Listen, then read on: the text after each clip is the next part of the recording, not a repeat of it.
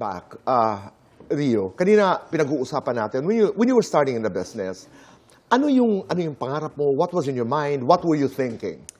Nung nagsisimula kasi talaga ako, Tito Boy, hindi naman ako ang may gustong mag-artista. Ako ang nanay ko. Naaalala ko yun. Di ba? Pinipili talaga niya ako mag-artista. Pero nung nagkaanak na ako after nag-semi-retirement ako ng 7 years, naiba yung pananaw ko. Ay, oo, gusto ko na tong trabahong ito. Ay, oo, gusto ko na paggalingan ko na, oo, magtatagal na ako dito. Maiiba talaga ang perspective mo sa buhay. Kaya, nung talagang seryoso na ako. Kasi, nabigyan naman ako ng pagkakataon na makatrabaho mga magagaling na direktor. Bakit ko hahayaang mawala yun o sayangin yung mga pagkakataon na yun? Kaya talagang pinag-aralan ko naman. Para sa mga bata, this is a reminder na hindi lahat ng gusto mo nakasulat.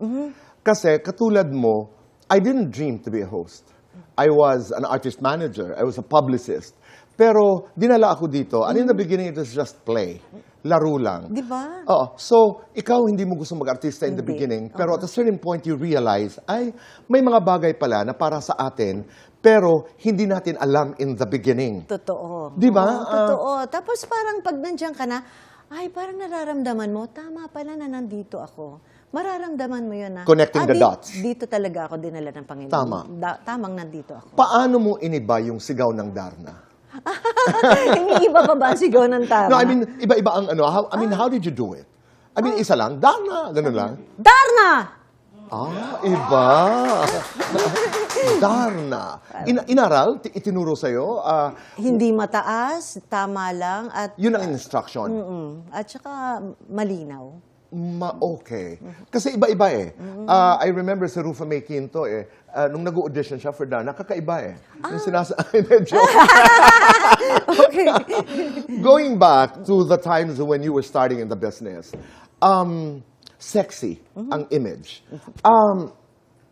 What was that? Ano yung pananaw mo noon nung, you were sexy. Binild up ka as a teenager. What? You were 16, 17. Labag sa kalooban ko. Labag talaga. Hindi ko alam kung anong ginagawa ko. Anong ginagawa ko dito? Bakit ako nakaganito? Kaya lang sabi ng nanay ko, syempre susundin ko ang nanay ko. At saka syempre, bata ka noon. Lahat ng sabihin ng direktor, kahit tumalong ka sa ilog, gagawin mo. Kasi bata ka eh. Yun bang parang, na-realize mo lang yun nung, oo, kasama pala talaga ito sa pagpapaaral sa akin para pagtanda ko, looking back, maaalala ko itong mga pinagawa sa akin noon. Di ba, lesson learned din yun. Tama. Dapat ngayon, medyo sa mga baguhan, nag-iisip din kayo na pag hindi tama, hindi tama. Di ba? Pag merong hindi tama sa inyo o may hindi angkop sa limitasyon nyo, pwede kayong humindi. At the very least, magtanong ka. You have to question, di ba? Totoo yun. Pero ito kanina, alam ko pinag-uusapan natin nila Yani, ang aming writer, na ano ba ang mga poses during that time? Diyos ko. Kasi kakaiba. Kakaiba. I saw a lot of your pictorials. Iba yung groove. Iba yung paano? Kasi naalala ko sa Regal, doon ako na-launch, di ba? Yung Magic Camisón Correct. and all. Tapos, laging may pictorial for the layout, for the billboard For o the yung poster, yung lahat. poster.